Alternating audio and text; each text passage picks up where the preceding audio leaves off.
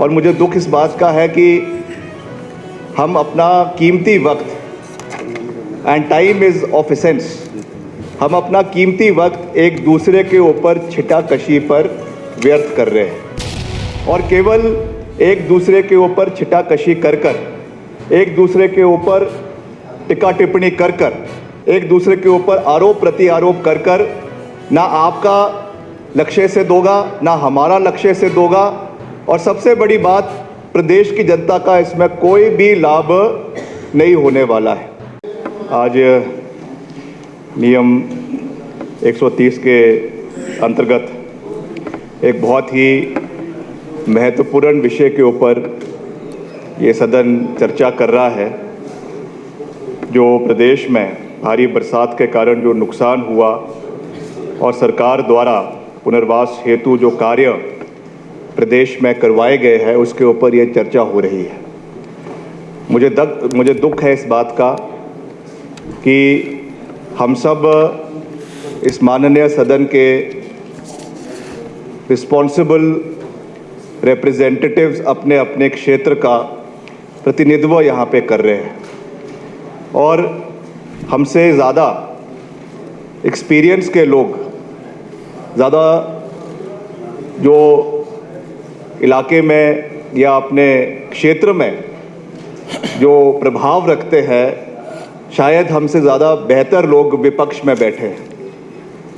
हो सकता है, हम आपका बहुत मान सम्मान करते हैं। अभी हमने कुछ साथियों की चर्चा यहाँ पे सुनी, और मुझे दुख इस बात का है कि हम अपना कीमती वक्त, and time is of essence, हम अपना कीमती वक्त एक दूसरे के ऊपर छिटाकशी पर व्यर्थ कर रहे हैं। हमको, मैंने पिछली बारी भी जब ये चर्चा हुई थी पिछले सदन में, उस समय भी ये बात कही थी कि ये चर्चा, प्रदेश के 70 लाख लोग इसको बड़ी गंभीरता से इस बात को देख रहे हैं, और हम चर्चाओं पे कहाँ इस प्रदेश की दिशा को लेकर जा रहे हैं, ये हम सब की जिम्मेवारी है। चाहे हम ट्रेजरी बेंचेस में बैठे हैं, चाहे हम ऑपोजिशन बेंचेस में बैठे हैं। और केवल एक दूसरे के ऊपर छिटाकशी कर कर, एक दूसरे के ऊपर टिक्का टिप्पणी कर कर, एक दूसरे के ऊपर आरोप प्रत्यारोप कर कर ना आपका लक्ष्य से दोगा, ना हमारा लक्ष्य से दोगा, और सबसे बड़ी बात, प्रदेश की जनता का इसमें कोई भी लाभ नहीं होने वाला है। मेरा आपसे ये विनम्रता पूर्वक निवेदन है, मैंने पिछली बारी भी ये कहा था कि जो सरकार ने कार्य किए हैं उसको बहुत बेहतरीन तरीके से यहाँ पे हमारे सभी साथियों ने रखा है। होना ये चाहिए कि जो उसमें कमियां हैं, जो उसमें हम एडवांसमेंट्स कर सकते हैं, और जो उसमें बेहतरीन तरीके से उसमें कार्य किया जा सकता है, उसके ऊपर चर्चा होनी चाहिए, पहली बात।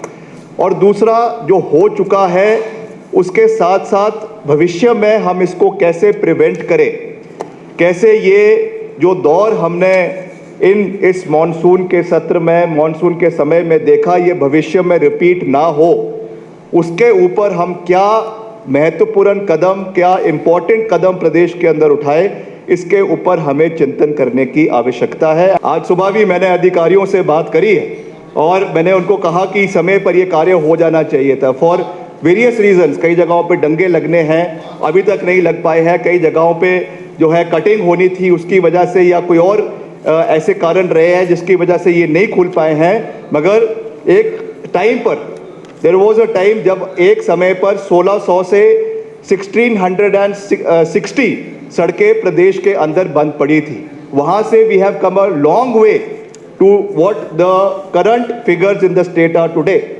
मैं इस पे कोई हम वाहवाही लेने की कोशिश नहीं कर रहे हैं। हम सब जानते हैं कि हम एक बहुत ही टर्बुलेंट टाइम से, बहुत ही डिफ़िकल्ट टाइम से गुजरकर हम आगे बढ़े हैं, और उसमें जो केंद्र से भी हमको सहयोग आया है, उसके लिए भी मैं दिल की गहराइयों से केंद्र सरकार का भी धन्यवाद करना चाहता हूँ, कर रहा हूँ। तो मगर जितना आना चाहिए था वो नहीं आया है। जो आया है उसके लिए मैं धन्यवाद करना चाहता हूँ। चाहे वो आपके OR में जो हमारा ओरिजिनल रिपेयर्स में नेशनल हाईवेज़ को आया, हालांकि हमने करीबन 80 करोड़ रुपए जो है वो ओरिजिनल रिपेयर में मांगा था, मगर उसके अगेंस्ट हमें जो है कुछ कम पैसा आया है। उसके लिए मैं केंद्र सरकार का धन्यवाद करना चाहता हूं।